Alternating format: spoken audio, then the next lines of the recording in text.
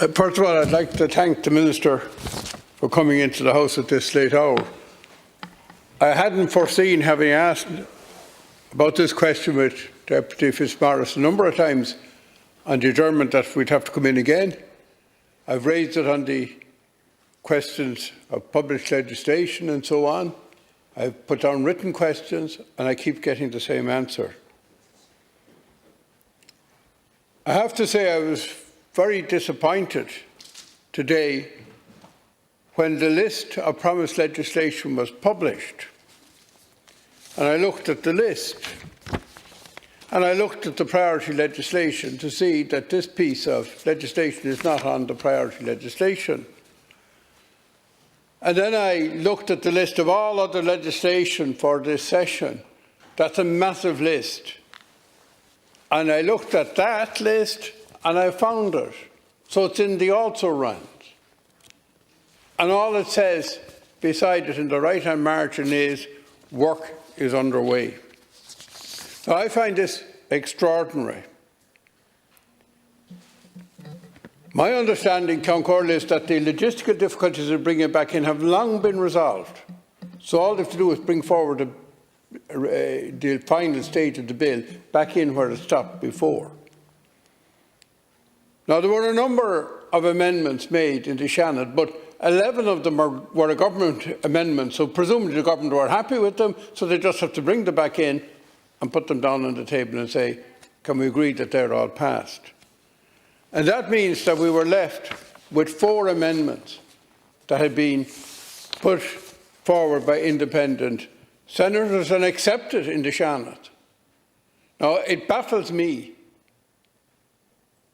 that 2 3/4 years later, your office and the office of the Parliamentary Council have not been able to agree to either accept or amend or reject these 4 amendments. Minister, and again, before I just read the script, again, it's with regret that we're here again this evening, and I thank the Count Corley for his intervention in trying to get this forward. Like you, I want this matter resolved, and once and for all. I think it's and to give clarity to those landowners that you talk about, but also to get this important bill over the line. And as deputies are aware, the bill was originally presented to the Oireachtas in 2016. The debate on the bill in both houses was very engaging, with good discussion on extending the scope to provide for a review of blanket bog NHAs, and later in the Shannon on placing a duty on public bodies to promote conservation of biodiversity. The core focus of the Wildlife Amendment Bill, as initiated, was to provide for the making, amendment and revocation of natural heritage area orders, a review of the raised bog habitats, and for the purposes to amend the Wildlife Amendment Act of 2000. The bill had completed all stages in the Dáil and Shannon and had been returned to the Dáil so that various amendments made by the Shannon could be considered. However, the bill unfortunately lapsed with the dissolution of the 32nd Dáil on the 14th of January 2020. As I previously set out, Dáil Standing Order 227 provides that where a bill passed by the Dáil is subsequently amended and passed by the Shannon, those amendments are then returned to the Dáil for its consideration. DSO 228 provides that the Dáil may accept, amend or reject Shannon amendments. Amendments in the Dáil to the Shannon amendments may only be moved where there is consequential upon acceptance, amendment or rejection of a Shannon amendment. There is no mechanism under standing orders to move amendments to a bill returned to the Dáil under DSO 227 other than set out in DSO 228. Deputies will recall that when we met to discuss the matter late last year, and indeed the deputies have raised the matter through a topical with me in the House since then, and we discussed then the restoration of this bill to the order paper is not straightforward. My officials are working to resolve the complexities that arose. Once completed and the amendments made in the Shannon re-examined in consultation with the Office of the Parliamentary Council to ensure they are legally sound, Minister O'Brien will bring a memorandum to Government to seek approval to have the bill restored to the order paper. And I would hope that this will be done early in Q4 of this year, and I will put whatever pressure I have to do to try and get that brought forward. As previously advised, at the same time the Minister will also bring a memo to Government to obtain Government approval to the amendments to the bill in the Shannon. This process is at an advanced stage and will be completed as soon as it possibly can. Mr. Deputy Ó Cuív.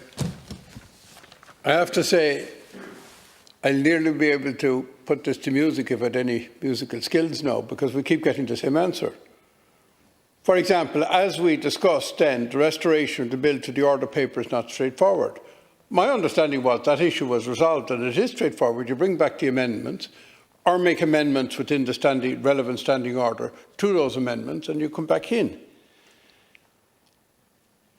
As I said, there are 4 amendments that could be contentious because the rest were government amendments. And they're not that complex issues.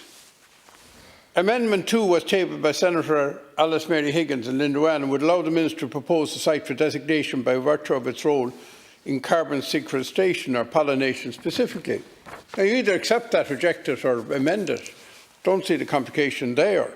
Amendment 13 requires the Minister to commission a report on the guidelines and threshold for turbary rights, including a definition of household use. Not rocket science.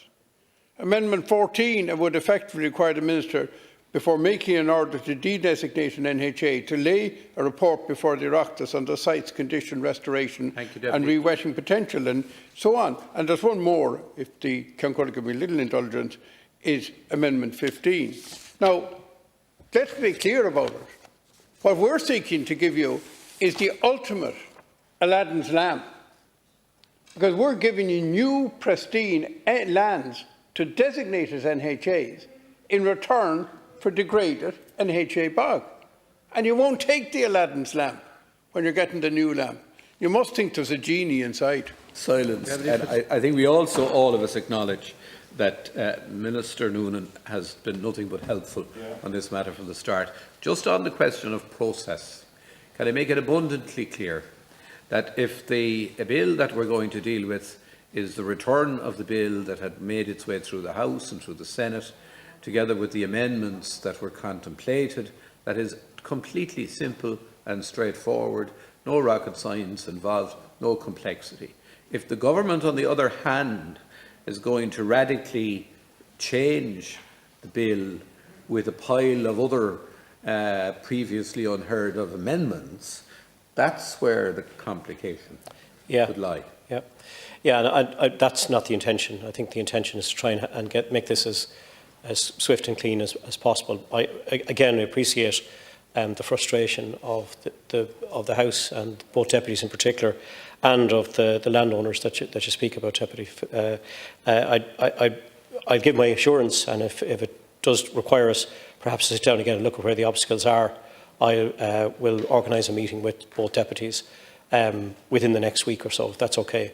And we'll do that and try and find out once and for all where the obstacles lie within this. Because I want it resolved. We have a new National Biodiversity Action Plan in train, and we really need to move forward with resolving this for the common good. So